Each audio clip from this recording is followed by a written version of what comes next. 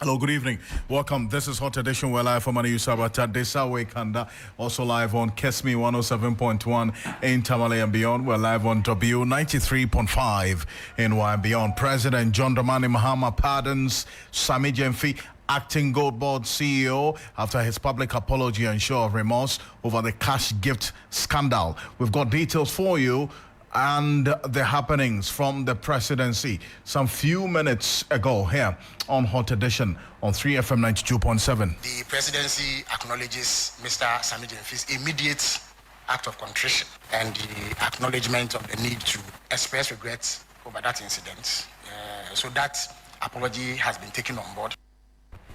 That's the minister in charge of government communications there, Felix Kwachiofosu. Also this evening, government to deport 3 Indians and prosecute 3 others as national security apparatus vows a crackdown on illegal gold trade.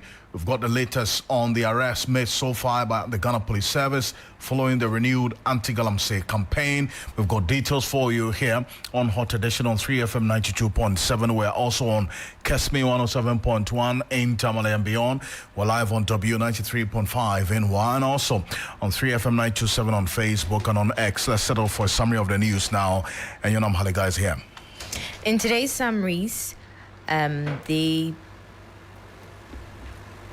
former Chief Executive Officer of the Ghana Infrastructure Investment Fund, as GIF, Samuel Solomon Asamoah, a former board chairperson of the fund, Professor Christopher Amayao Ekumfi, have been dragged to the High Court for allegedly causing financial loss of a tune of $2 million in transaction to build an urban sky train system in Accra.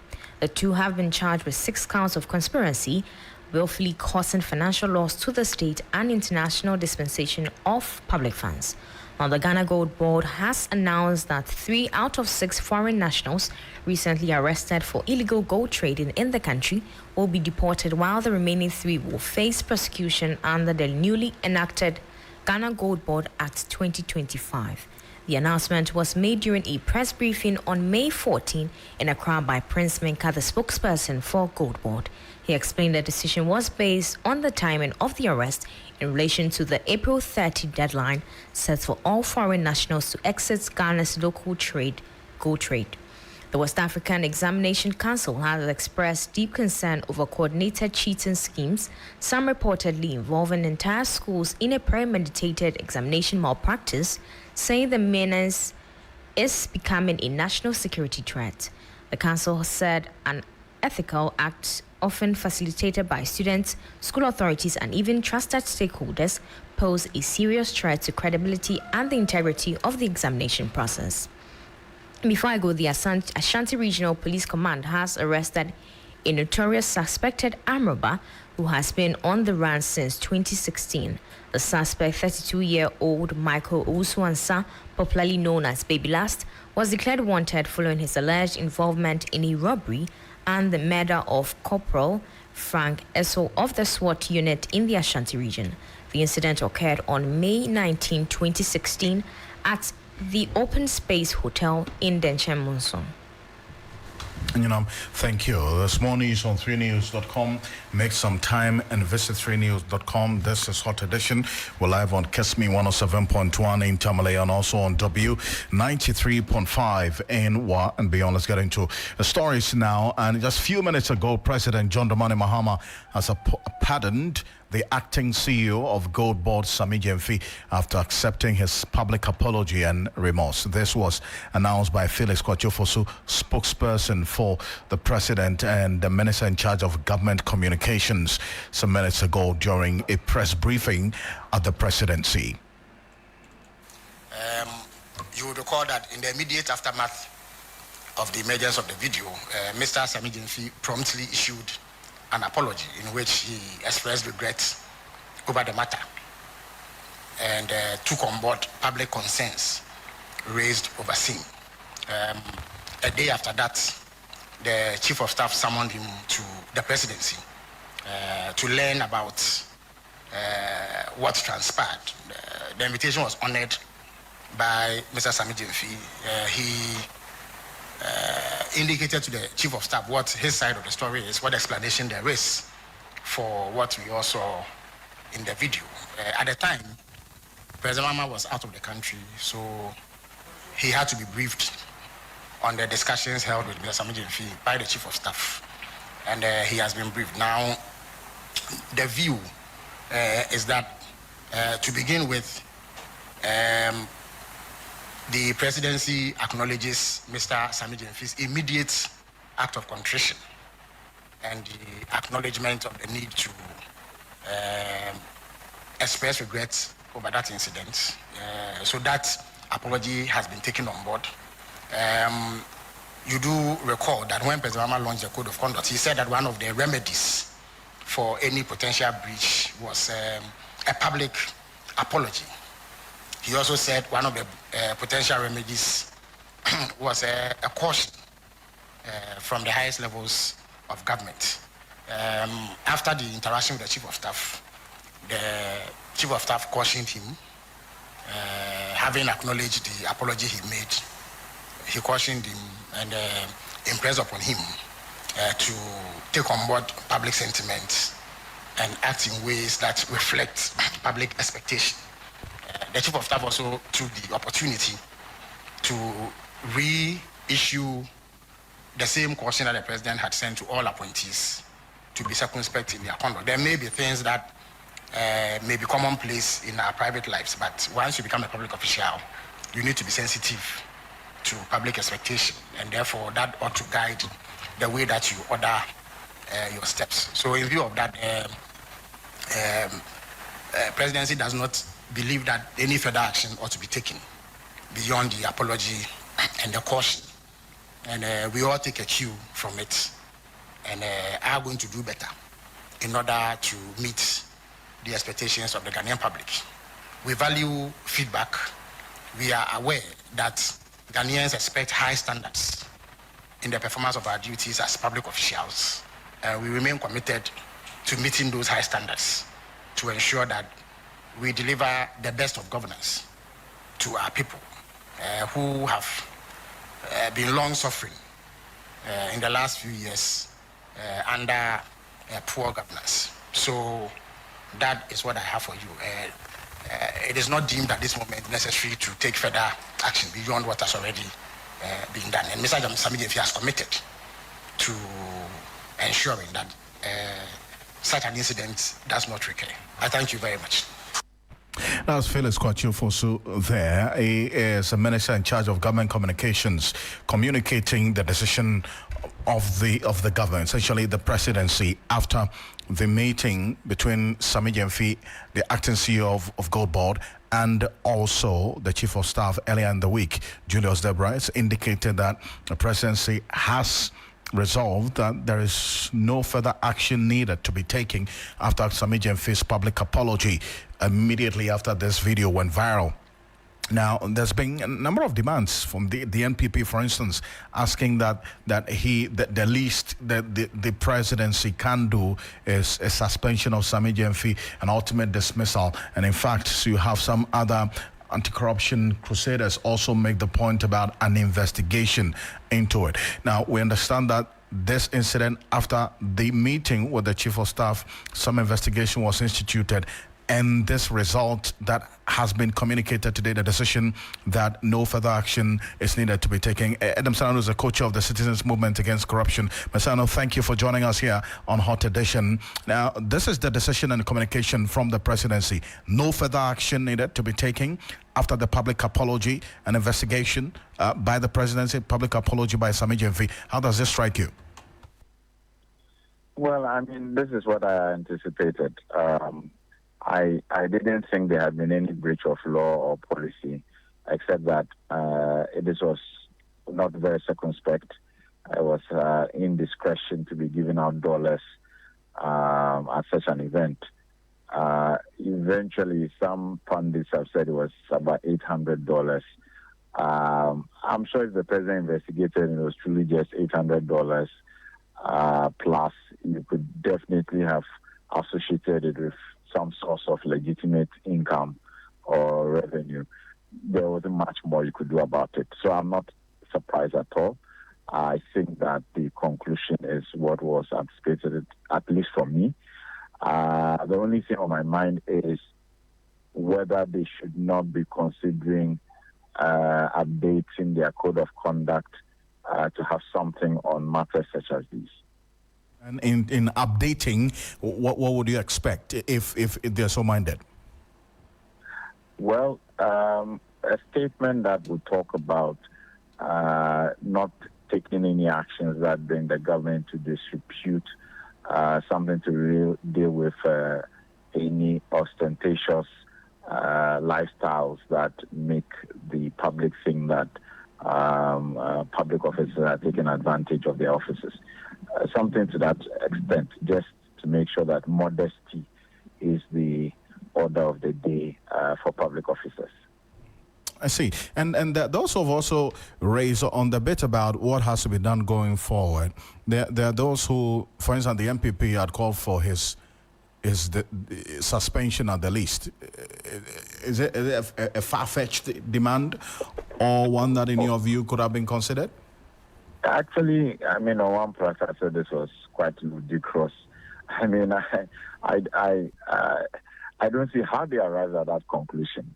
I mean, they seem to be suggesting that he was engaged in a business, foreign exchange business, and I was wondering whether a business is not about profit, and why he would be making a loss by giving all the foreign exchange for nothing to Agrada. I thought that the whole thinking around it was flawed, and I wasn't quite sure whether I was going to bring anything substantive. I don't think that expectation was likely to have met. There is no way you could describe this incident as Mr. Gyamfi engaging in a business transaction or dealing in foreign exchange, and the laws we're quoting were just not aligned with the facts of the case. Now, how would this particular decision by the presidency, that because Sammy Gyamfi has apologized, and as a matter of fact, they have also after instituting investigation, they've resolved that indeed this is an act of indiscretion, and so he has been cautioned. How would this cure the optics of that particular incident, and how it also offends the sensibilities of Ghanaians? I don't think that it will cure the optics. I mean, it will forever be remembered as Mr. Sammy Gyamfi having failed to be circumspect enough to realize the dangers and the risk in doing something like that. If he had been giving, say, CDs, that already would have changed the narrative. And obviously, if it wasn't something that amounted to much, then there's nothing to write about. So I don't think it will cure the optics of people say, how could Sammy Gyamfi do something like this? That's not going to be cured. It's a lesson learned the hard way for him. And certainly it's going to be something that serves as a red flag for all other political appointees. They'll be more cautious about these kinds of actions. Your second part was... What was the second question? The second question about how, essentially, was about how this was going to impact on the optics. But you say it's not going to change much of it. But then again, there's also that call about the lack of specificity in the act of violation and the attendant act of reprimand. So if you look at page 63 of this code of conduct that was launched just about a week ago, it indicates that if a minister or a CEO in conduct that prima facie constitute a breach of any rule in this handbook, the president shall determine at his or her discretion the course of action that should be taken. So that course of action is at the discretion of the president. That's one. And such actions may include, but are not limited to, requiring the minister or CEO to render a public apology. So in this instance, Sammy Gyamfi going out to do that public apology from the discretion as exercised by the president, he's ticked this box. Does that suffice? Well, I mean, the point I keep making is that there's no clause of that code of conduct that was breached in the first instance.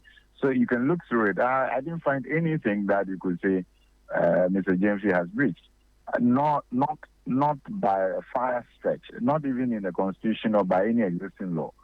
So that's what I'm saying. If they don't update it, Really, there was nothing to write home about except the fact that you had a public officer at a senior level who was giving out dollars. That's not the currency we use, so that raises eyebrows. And then the amount, somebody can begin to ask, is this his own money or not? And it is that potential linkage, because he's no longer a private person in his own capacity. He's now a public officer, and everything he does is now open to public scrutiny, and that's legitimately so.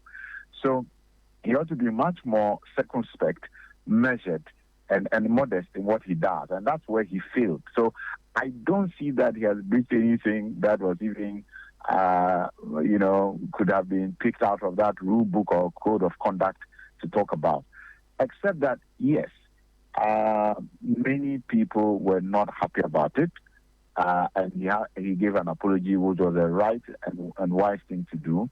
The president has looked at that. I mean, the one thing that needed to be established was what was the source of this money. As for the event itself, clearly you saw Agrada snatching money from him. You saw him counting just some of it. So you could tell from the set of events that it wasn't like he was just, it was a transaction where it was a fixed amount he was given. So the real issue was, is this money from a legitimate source or not? And I think that that's the investigation they must have done and concluded, well, this is nothing to belabor and stretch. And definitely they must have found that this is something that he must have earned legitimately. So really, there's nothing to report, except that, yes, we don't want our public officers going around giving dollars, especially when it's in large sums. We don't want that kind of thing where then you are wondering, is it somebody who is going to bribe? What is going on here? And that's where I said maybe some additional thinking to capture that in their code of conduct may be helpful. But beyond that, what we actually need as a country is the Conduct of Public Officers Bill to be dusted, finalized, and passed.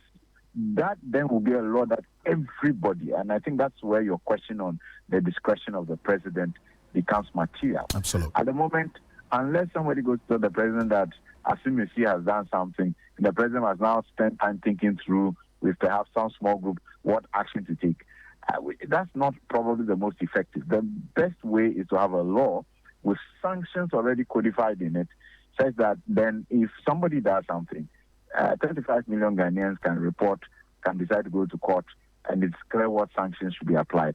I think that is the way to go. I appreciate your thoughts. While at it, let me also acknowledge Martin Pebo is private legal practitioner. Counsel, appreciate your time. Thank you so much for joining us. So this is the outcome of the presidency's investigation and then also the communication. No further action to be taken in terms of disciplinary action against Sammy Gyamfi. He has apologized. No code broken. But in the words of Adam Senano, after this event, he and other public office holders must be cautious in doing this in public. Your thoughts? Yeah, so it's good the president has pardoned Sammy Gyamfi. Okay, it's good he's done so. You know, because it's politics, some people were funding this thing just to score political points. It's shame on them. We shouldn't do that. You know, we are a society. People should be objective. I told you that this is a breach of Sammy Gyamfi's Article 18 rights, his right to privacy. How do you film a man who is counting money in a car? Why? If he wanted to do a public display, would he have been counting the money in the car? He would have come outside the car.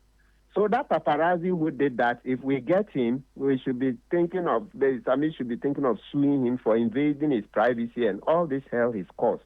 So the president has done the right thing. He's done the right thing. And those who were, I can't help emphasizing the point that those who just wanted to do political equalization, it is shame on them. This is no money. Look, listen, sometimes we have to be very clear and we have to be very honest. Otherwise, we will box ourselves into a situation we cannot get out of. That money Sammy counted, does it look like money beyond his income?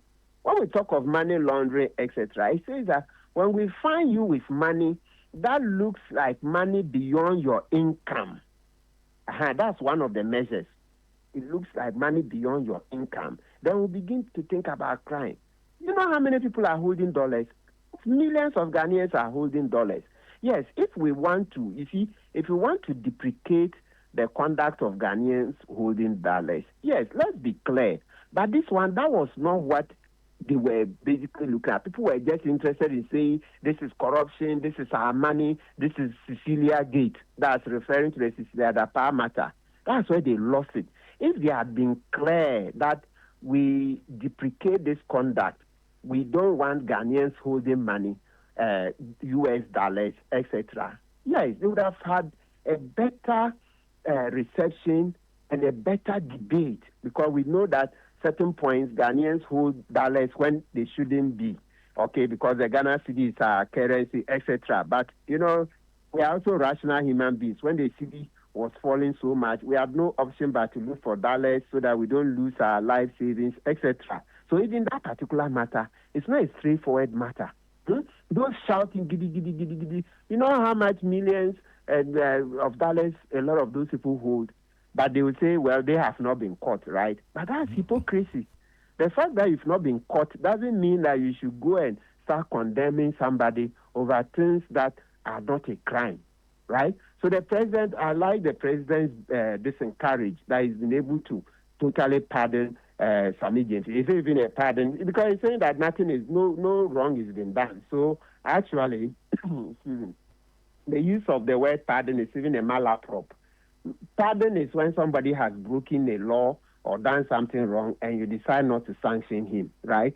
But if we agree that he's not broken any law, then we shouldn't be saying pardon. But I also understand that, well, if you say pardon, it communicates something, right? So that's the right thing. But moving forward, I thought that while we were talking about Sammy Gyamfi soon, they will be more concerned about the millions of dollars that we saw with Cecilia Dapa, and which they couldn't even, the MPP couldn't bring Cecilia Dapa to justice.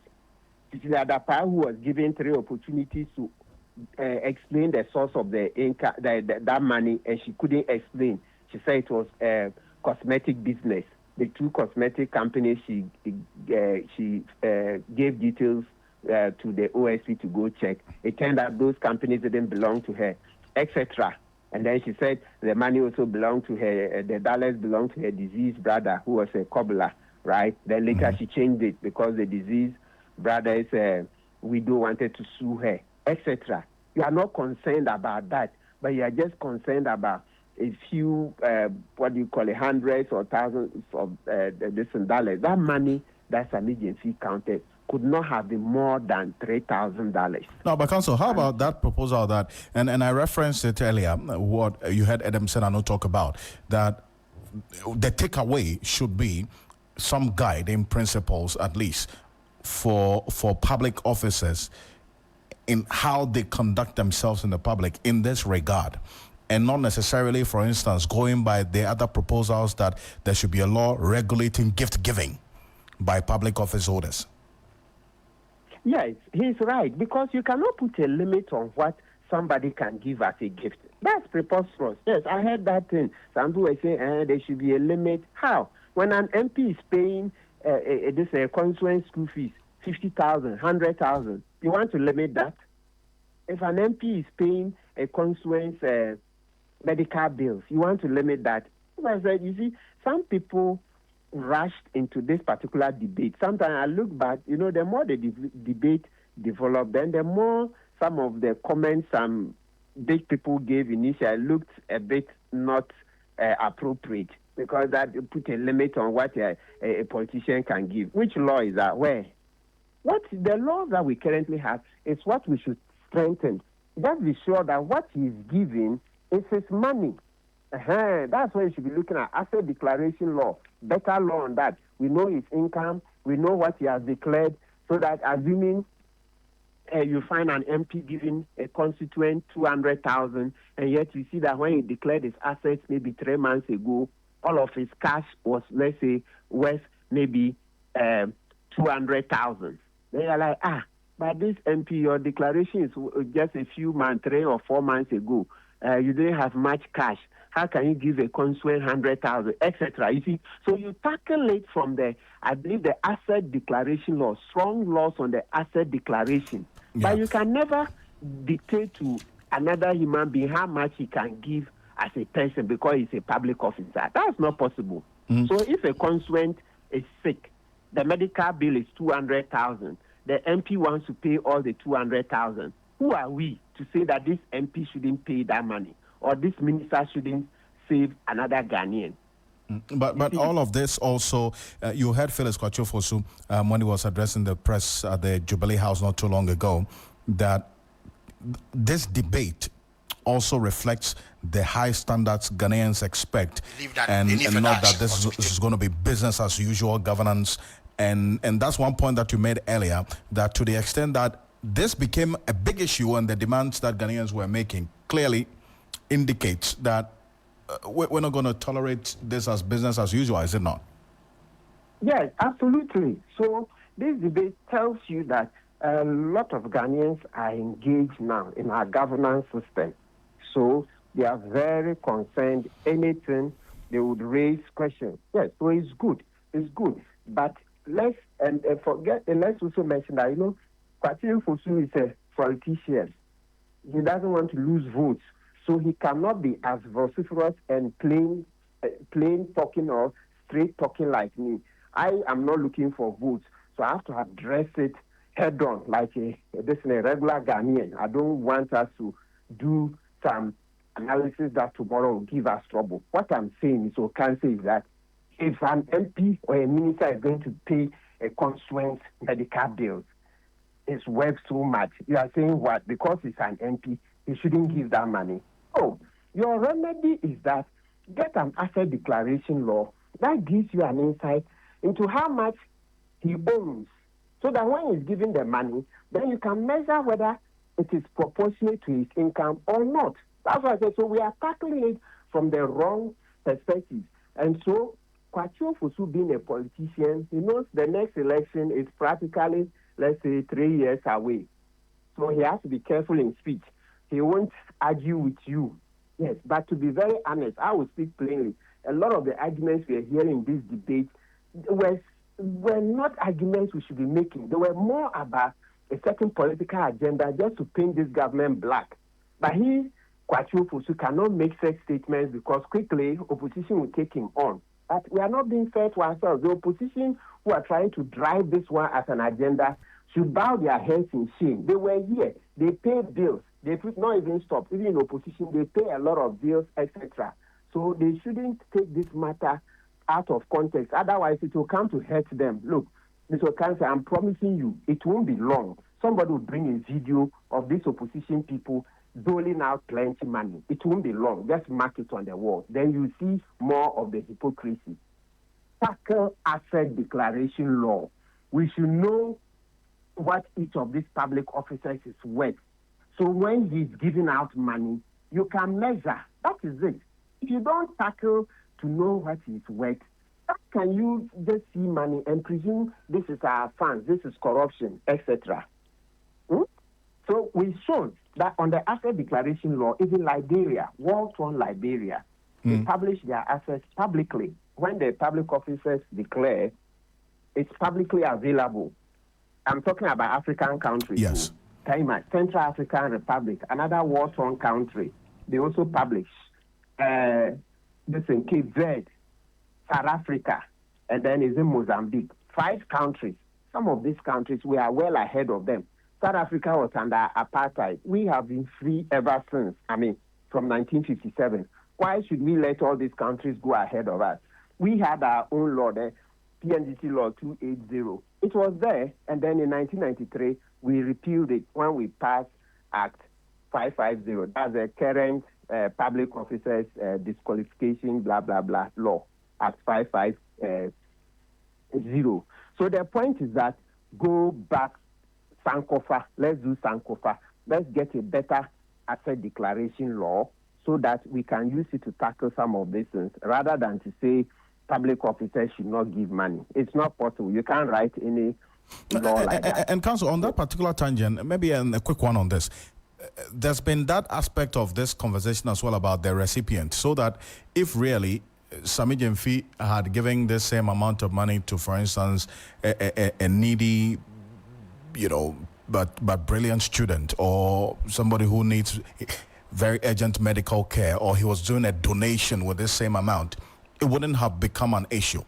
But is a recipient also to be looked at in all of this? Yes, that's one of the things that fueled it, because the recipient for the food soldiers, one of the things is that this recipient, Patricia Oduro-Kwatin, right? Yes. Popularly called Agrada, she had preached relentlessly against John Mahama, candidate Mahama, even though Patricia Oduro-Kwatin's father was NDC. Yes, I've seen one of the sermons where she was saying that Mimoja NDC, Nanso, blah, blah, JM can never become president. All those things mixed came up, right? But I'm looking at the principle. I don't want to look at the peripheral facts. So if it means that if it's Agrada, then that one we will make a different rule. If it is Kuhia, then that one another rule. We can't live in such a society. It's one rule. Generally, of course, there are exceptions. Sometimes in the law, there's affirmative action. But that apart, they'll tell you that equality before the law. Yes. Or in another sense, you hear generally equality before the law. But also to every rule, there are exceptions. But that's not the exception people want in this case. But let's not forget that Agrada, that's Patricia Oduro-Kwatin, says that she gave out her hotel to NDC to use during the campaign period for free. And we all know that sometimes you give something for free, but later on, when you get an opportunity, you wish you are giving something in appreciation. So let's say you're giving somebody something worth 100,000. Another time, you see the person, maybe he has prospered. He said, hey, you remember I did this for you. Okay, you to give me something in appreciation. So please, for those saying that, why is Sammy Gyamfi giving Agrada money when they food soldiers are hungry, etc.? Agrada is saying that they use her hotel during the campaign period. She mentioned the number of days, I've forgotten. But you see a sermon. So is there a hotel? Does she own a hotel there? What NDC used it. NDC used it, that is it. Okay. Yeah, so in all, yes, with the main lesson we'll learn is that because Sammy Gyamfi destroyed the NPP, okay, because he gave them a lot of hell, he exposed a lot of the Baumia and Akufo-Addo's sloganeering and bad governance, he is a big target to the NPP. So the least thing he does, they want to, paint him black. So it's a lesson to all of us. Yes, right. That's what I see. I see. Council, and stay with me a bit. Just some 25 minutes to the top of the hour, 6 p.m. You're so live here on Hot Edition. The Chief of Staff, if you're just joining us, the Chief of Staff, Julius Zebra, has formally cautioned the acting CEO of the Ghana Goldbod, Sammy Gyamfi, following a recent controversial gift-giving incident, which was captured on video. Sammy Gyamfi was seen on this viral video, which we're showing now at 3FM 927 on Facebook. Gifting dollar notes to social media personality and this controversial evangelist Patricia Siedua, popularly known as Mama Pat or Agrada. Now, the official subsequently apologized. Sammy Gyamfi subsequently apologized for what he admitted to be an unfortunate act of indiscretion, after which he was summoned by the presidency. Phyllis Kwachiofosu addressed the press at the Jubilee House not too long ago, indicating that the presidency does not believe that any further action ought to be taken beyond the apology and the caution of Sammy Gyamfi. So that's the latest to it. But, Council, there's some breaking news coming through right now. Breaking news on 3FM 92.7.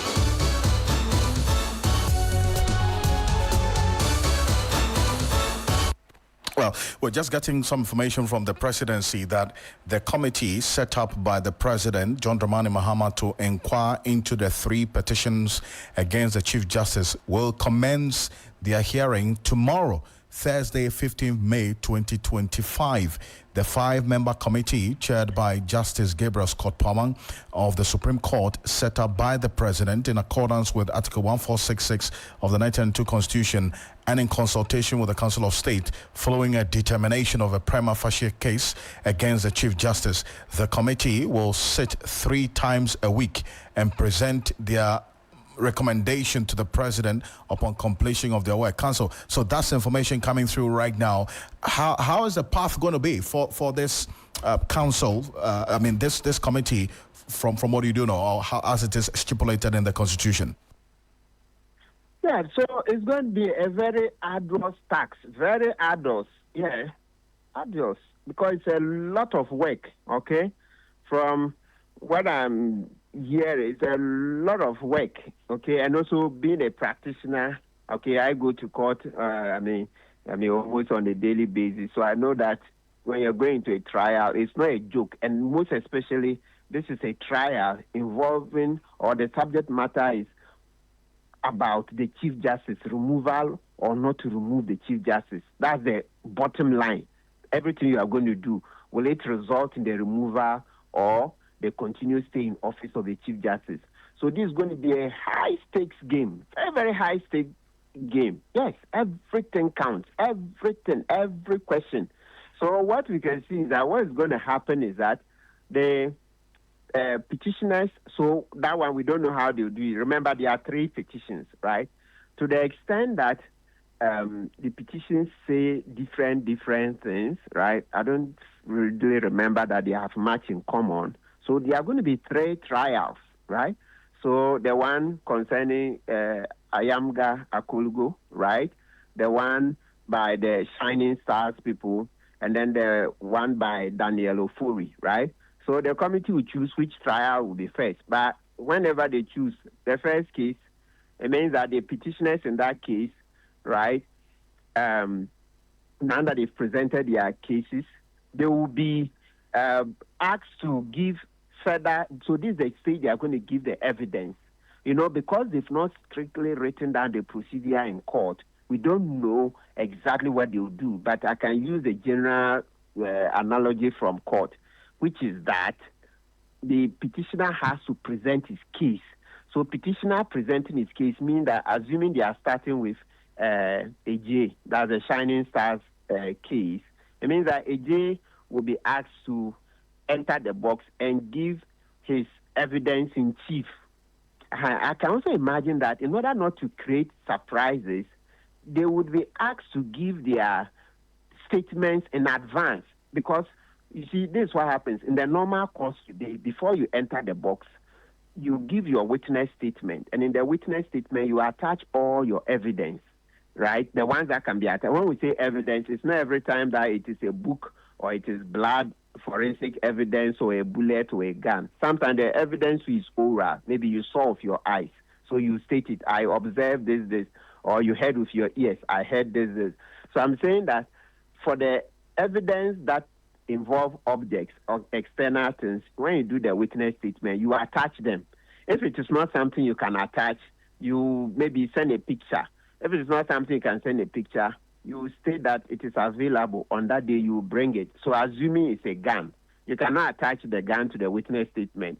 It means the day you enter the box, you bring it. Then the lawyers in cross-examination, they will inspect it, blah, blah, blah, and then ask questions.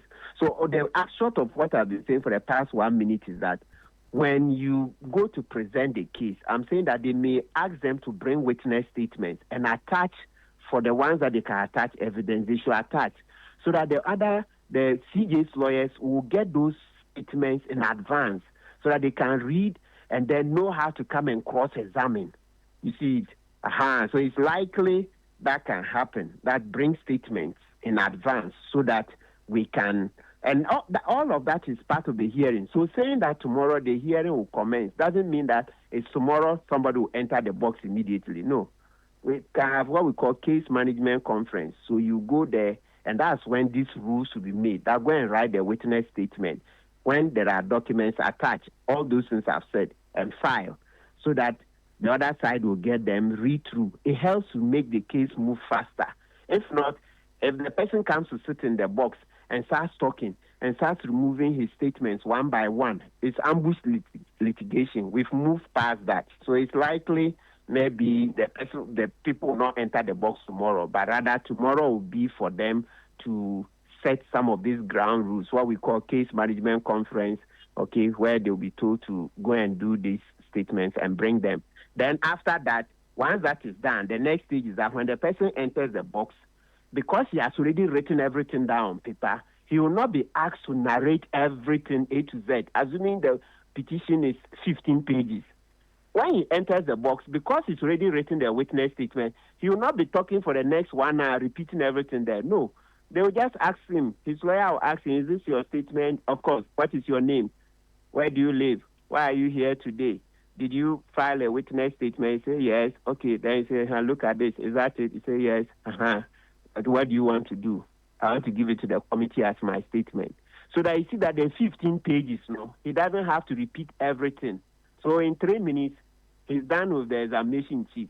Then the lawyers for the CJ will now come and do the cross-examination to be sure that among others, they will tell the Chief Justice story through this person. You are saying it is A, right? Right. But have you considered that it could be B, etc.? So that's cross-examination for each of the witnesses. Then when they are done, a decision will be given. I thank you so much for this very important detail and walking us through how the next days and weeks ahead will be like. I appreciate your counsel. Thank you so much. You're welcome. Martin Pebo is private legal practitioner there, sharing his thoughts with us on this. And if you're just joining us, the breaking news coming through right now is what we just told you now, that the president, the committee set up by the president, John Dramani Mahama, to inquire into the 3 petitions against the Chief Justice will commence their hearings tomorrow, Thursday, 15th May 2025. The 5-member committee, chaired by Justice Gabriel Scott Palmer of the Supreme Court, set up by the president in accordance with Article 1466 of the 1992 Constitution and consultation with the Council of State following a determination of a prima facie case against the Chief Justice. The committee will sit 3 times a week and present their recommendations to the president upon completion of their work. This is a statement coming through a few minutes ago, signed by Phyllis Kwatiofosu, spokesperson to the president, minister in charge of government communications. In there, the lawyer Martin Pebo says this is going to be an arduous task for them, going through all 3 petitions. But stay with us here on 3FM 92.7 and TV3 across all media journal platforms. We'll be updating you as and when we get more information on this. But away from that, an operation led by the national security operatives has led to the arrest of some 6 Indian nationals trading illegally in gold. 3 of them were arrested at Nyenem in the Eastern region and the other 3 at Adiamra in the Ashanti region. Addressing the press, National Security Coordinator DCOP Abdul Osman Razak said there's an ongoing operation to flush out foreign nationals from gold trading as per the country's new laws.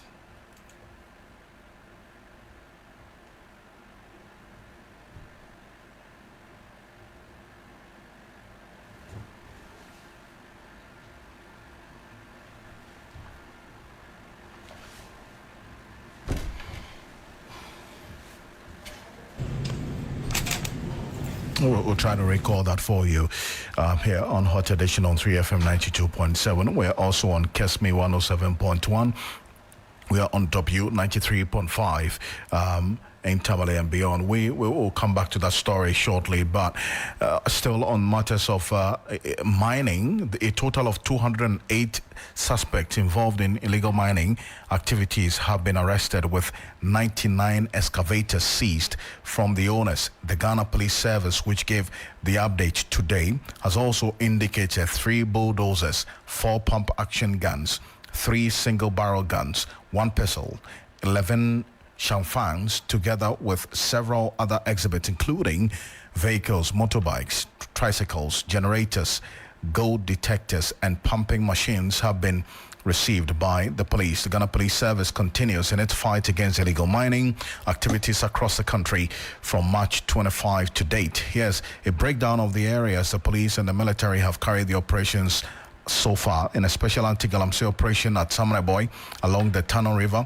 Wasadunkwa, and Tigarikrum and surrounding communities in the Western region.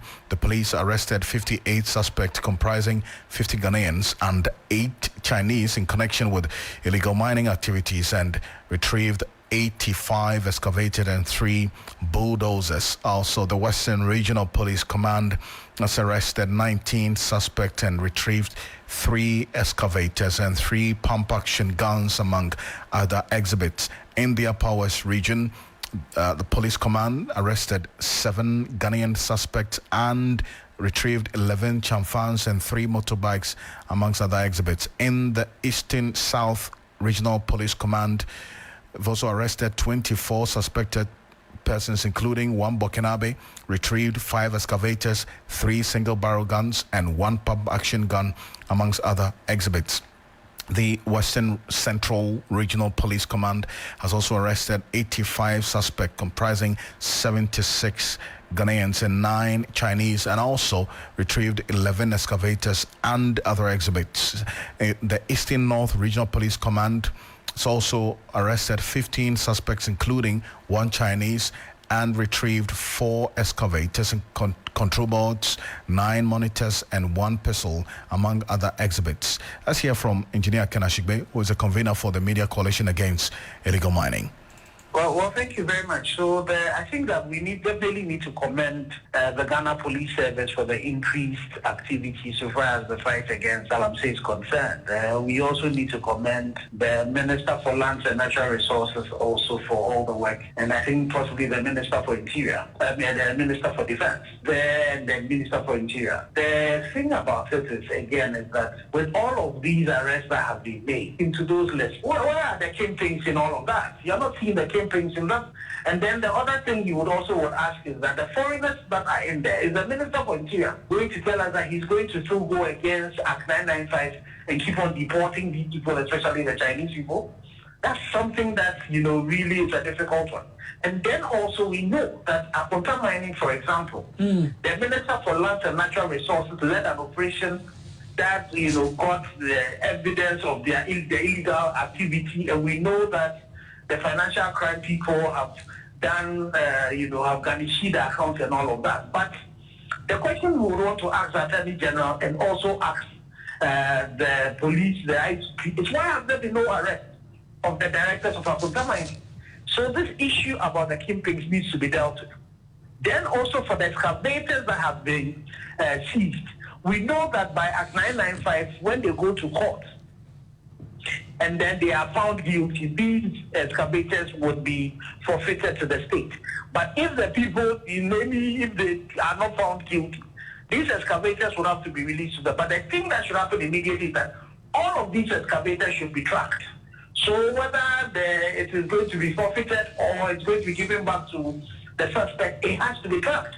And we should also ask immediately that the government speeds up the tracking of all excavators. All excavators at the port should be tracked. Over 7,000 in the system should also be tracked so that we can deal with the major cause of this damage that we're having, which are the excavators and the earth-moving equipment. That tracking should happen as quickly as possible. And then also the government should change its mind about this LI 2462. In as much as they talk about the fact that they are going to repeal, make some amendments to the original Minerals and Mining Act, that time that all of that is going to be done, we cannot still have this bad airline still subsisting. So that has to be dealt with. And the state of emergency, at least in those 2 forest reserves that the president himself concedes, that is out of our control. We need some activity in there. So we'll just have to urge the government that they need to intensify the fight. What has done, what they've started is a good one, but there's a lot more work to be done. That's Engineer Ken Ashigbe there. We'll try to get through to Darren Bosu, who is the Deputy National Director of APPARATUS Ghana, one of the foremost environmental CSOs we have in this country. Also has been speaking about this quite consistently. And, we'll keep an eye on how things play out, but the Ghana Police Service has been quite clear on what they intend to do going forward and what the next steps will be in the fight against illegal mining. You're still live here on Hot Edition on 3FM 92.7. We're also on Kesmi 107.1 in Tamale. We're live on W 93.5 in Wa and beyond. Your thoughts, views, comments and opinions are welcome at 3FM 927 and also on Facebook and on YouTube at 3FM 927. Read out to you and to the rest of the world. The To some more stories before we get into the business news this evening. The Ministry of Trade, Agribusiness and Industry and various trade associations have reached an agreement to significantly reduce the prices of finished goods over the next 2 months, provided the Ghana cedi maintains its favorable performance against the dollar and other major international currencies. The cedi in recent time has seen a steady rise culminating into stronger investor confidence. The consensus was reached during a meeting held today between the members of the Ghana Union Trade Association GUTA and also the Ghana Industry and Food Beverages Association of Ghana, amongst others. Following the discussion, Minister Elizabeth Fosu-Jare announced the positive outcome, stating that the participating associations have agreed to implement price reductions. We hope that the city will keep doing well. We hope that all the indicators will even improve, and they are happy to let the general public and consumers take a benefit of the stabilized economy. The government has created an enabling environment for their businesses to thrive, and it is fair that they transfer part of the dividends to the customers, because we are all working together as a country so that the cost of living will reduce. I am happy that they have explained their bit to me and my team. We also explained ours to them, and this is the consensus. I think it is positive. Dialogue is the way to go in this kind of economic environment that we find ourselves. Oh, that's the minister there. President of GUTA, Dr. Joseph Obeng, has given assurance of the association's commitment to complying with all agreements reached during the meeting. It's an undeniable fact that the city has made some gains and appreciate Economy. Government has created the prices and to risk ourselves. In the next 60 days, expect to see reduction in the prices of goods and services, and this is the assurance given by the business community. The market forces will determine the prices and to respond positively. We are in a highly competitive market.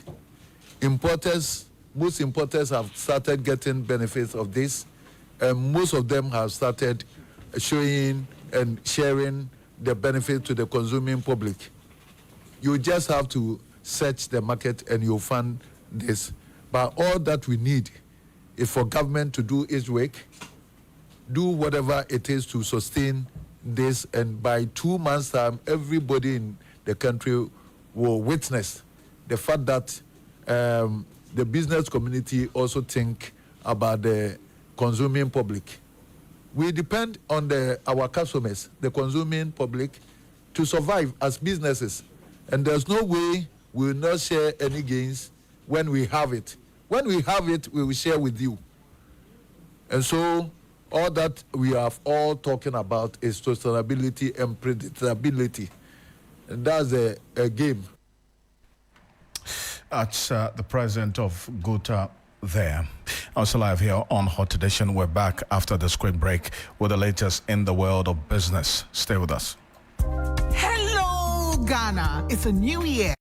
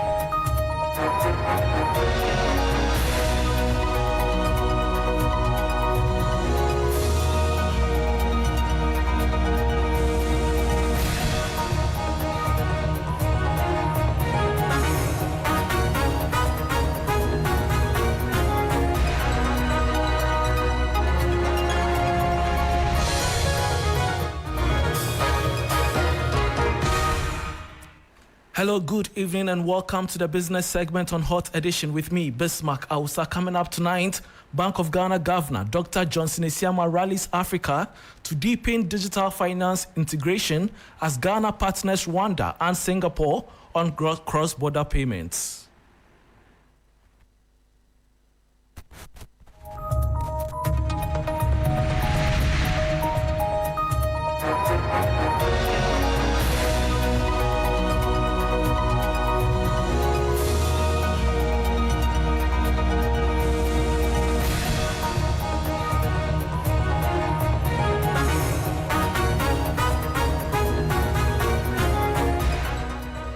Thanks for your company. Now to the detail. Governor of the Bank of Ghana, Dr. Johnson Isiama, is calling on African countries to work together to build a unified digital financial system by 2030.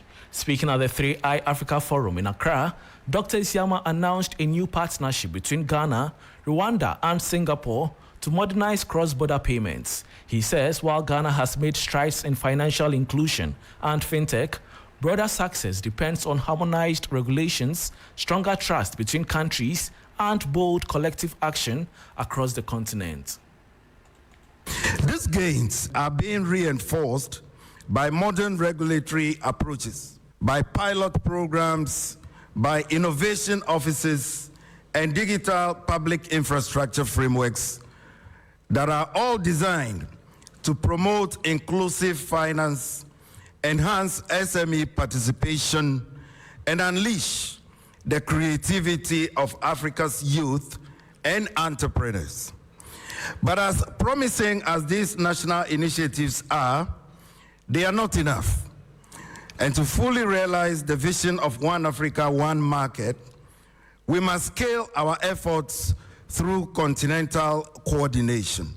This means harmonizing regulatory frameworks, fostering interoperability across financial infrastructures, and building trust and transparency across jurisdictions. And I must emphasize that no single institution, no matter how well resourced, can drive this transformation alone. And that was Governor of the Bank of Ghana, Dr. Johnson Isiama. Moving on, in a significant boost to Ghana's economic recovery efforts, new analysis from Barclays PLC indicates that the country is on track to significantly outperform its debt reduction targets agreed with the International Monetary Fund, IMF. The country's debt to GDP ratio is projected to fall to 54% in 2025, putting it 3 years ahead of the 2028 goal of 55% outlined in the $3 billion bailout package. There is more in the following 3 Business Tuesdays report. The report attributed this unexpected progress to a combination of stronger than anticipated economic growth and a commitment to tighter fiscal discipline. This development marks a remarkable turnaround for Ghana, which faced significant economic headwinds, culminating in a default on its external debt just 2 years ago, prompting the appeal for IMF support. Since then, the country has been implementing stringent fiscal adjustment aimed at stabilizing its economy. Government has pledged that the country's economic recovery plan will be firmly anchored on disciplined fiscal management with a targeted sharp reduction in the fiscal deficit from 7.9% of GDP in 2024 to 3.1% this year. Despite a slight month-on-month increase in the total debt stock to 755 billion cedis, which is approximately $57.4 billion as of January, this is attributed to new domestic borrowing of 10 billion cedis. The country's expanding economy is proving to be a crucial factor in reducing the relative debt burden. Ghana's nominal GDP is projected to rise to 1.4 trillion cedis in 2025, a significant increase from approximately 1.2 trillion cedis in the previous year, further easing the debt to GDP ratio. And that was a 3 Business News Desk report on Ghana beating debt reduction target 3 years ahead of schedule. Now, civil society organizations are calling for debt cancellation or relief for highly indebted countries amid worsening economic crisis. They are also demanding progressive tax reforms to ensure the wealthy and multinational companies pay their fair share to support vulnerable populations. More than 50 countries, including Ghana, are currently facing a debt crisis. Ghana's public debt stood at approximately 761 billion cedis at the end of 2024. Last year alone, low and middle income countries paid a staggering $138 billion in debt servicing. The National Civil Society Dialogue and Mobilization on Financing for Development, FOD, is a high-level forum addressing the economic challenges confronting civil society in Ghana and across the global south. Policy and program lead at ISODEC, Bernard Anaba, is urging international creditors to cancel debts for some countries. We expect that we should have more of debt cancellations, debt reliefs all around. That's the only way that we can solve that problem. Because if you look at the amount of debt that developing countries are owing, they will never be able to pay it over time. And so debt cancellation and debt relief is an important aspect of the restructuring process. Country Director of ActionAid Ghana, John Nko, also stressed the need to curb illicit financial flows to help stabilize the economy. There's also the need for government to map up concrete mechanisms to address illicit financial flows, which sees a lot of Ghana's resources being plundered out of the country. In that way, government will be ensuring that a lot more investment will go into food crop agriculture. It employs a lot of Ghanaians. Between 60 to 80% of Ghanaians are engaged in the food crop agriculture.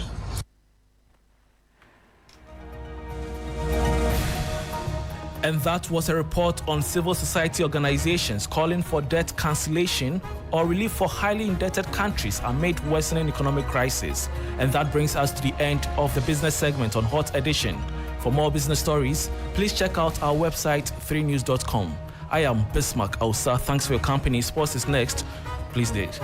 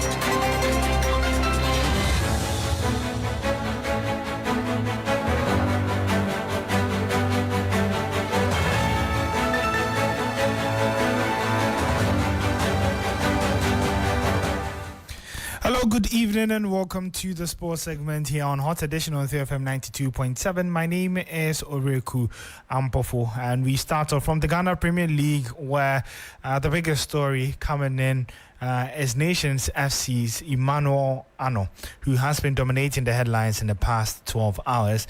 The forward was fined 500 Ghana cedis by the Ghana Football Association after displaying a religious inscription on his undergarment after scoring against Kotoko on match day 28 in the Ghana Premier League. The GFA's decision and Ano's act have caused a lot of controversy and stir, but sports analyst Jerome Otri says that Ano must adhere to the laws of the game despite his desire to spread the gospel. Rules, or you quit and express your faith as you want, because within the football protest, FIFA or the Football Association rules are not going to allow you to do what you want. You see, I've heard a lot of people say that it is anti-Christian, it is anti-religion, and some are calling it all manner of names. Let us get something clear. Football is not a Christian business. Okay. I don't think the Bible is against football, but I think that there are things you can do within football that can be against what the Bible preaches. Yeah. What is important for Arnold to understand is that he has signed up to a game which has rules. And if he wants to play that game, he must also go by the rules of that game. Well, that was sports analyst and presbyter Jerome Otri speaking. Still on the football and religious beliefs, Solomon Amankwa of Onua Sports sheds more light on the International Football Association Board's fourth law, which prohibits players from displaying religious or political inscriptions underneath their jerseys. Well, I think before the start of 2025, IFAB went into their rules and then made amendments of the regulations that will be playing the 2025 footballing season. And you read about the IFAB law for equipment when it talks about slogans and everything. It says equipment must not have any political, religious, or personal slogans, statements, or images. Players must not reveal undergarments that show political, religious, personal slogans, statements, or images, or advertising other than the manufacturer's logo. For any offense, the player and or the team will be sanctioned by the competition organizer, National Football Association, or by FIFA. So clearly, it states there is a clear indication that FIFA frowns on what Ano did.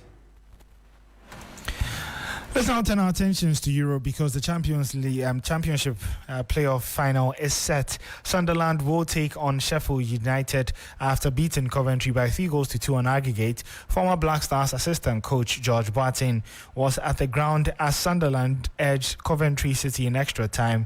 Boateng caught up with Sunderland and Ghanaian midfielder Salih Samid, whom he congratulated for the victory and wished luck ahead of the playoff final at Wembley. Boateng has also described Salih Samid's season as unlucky and has tipped him to go on and achieve great things in English football. Samid is a very good midfielder, and I was lucky to have him in the squad. Or I should say we were lucky to have him in the squad at the World Cup 2022 in Qatar. He was one of the surprising players that came into the squad and fitted in perfectly. Playing alongside Thomas Partey was a very good duo where Salih's would hold, and then Thomas would be a bit more, would have a bit more freedom in midfield to go more forward. So I think Salih's coming into the Premier League at Sunderland was difficult because of the injury he had. He had a very long-term injury that kept him out for a while, and then when you come in, there are players already playing, so you need to A, find your form, and B, be better than the ones who are playing. So he's been very, very unfortunate because of injury-wise, but he's a player that I think his attributes is suited for the English League. And I think I don't know how his contract situation is at Sunderland, although he came on as a loan, if the loan can be extended, I think in that case next season we should expect more and a lot better from Salih Samid if he stays fit, because he's a valuable asset for Sunderland as well as for Ghana if he plays. That was former assistant coach of the Black Stars. From football, let's do some athletics because baton exchange continues to be a problem for Ghana's relay team. The 4x100 men's relay team qualified for the World Athletics Championships on Sunday in Guangzhou in the World Athletics Relay, but failed on day one due to an error in the baton exchange. Athletics coach Elom Amenakwo believes that the team must address the issue in order to move to the next level.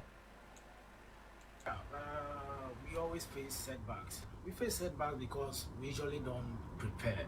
We don't have the kind of preparation that the other teams that we are going to meet have.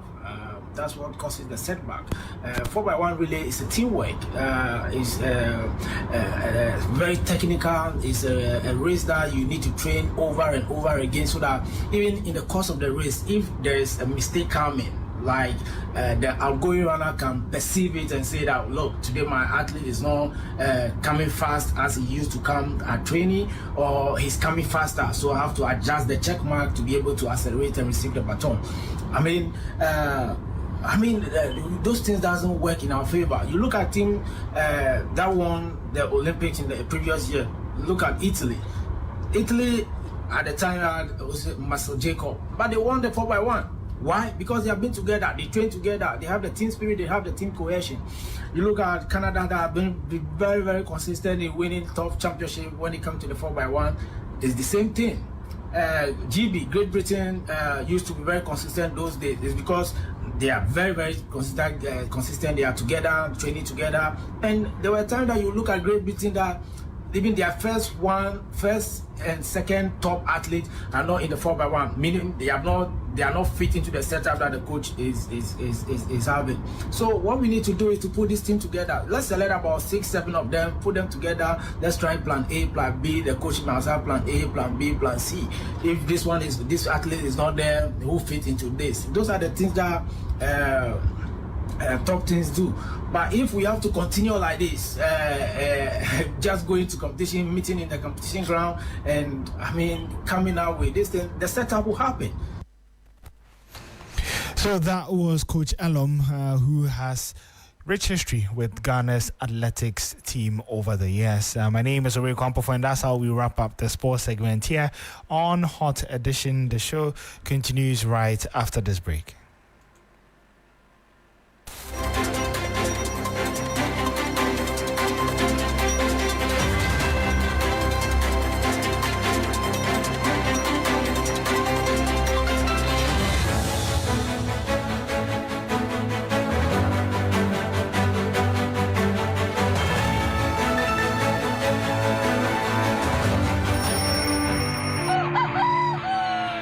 Early every weekday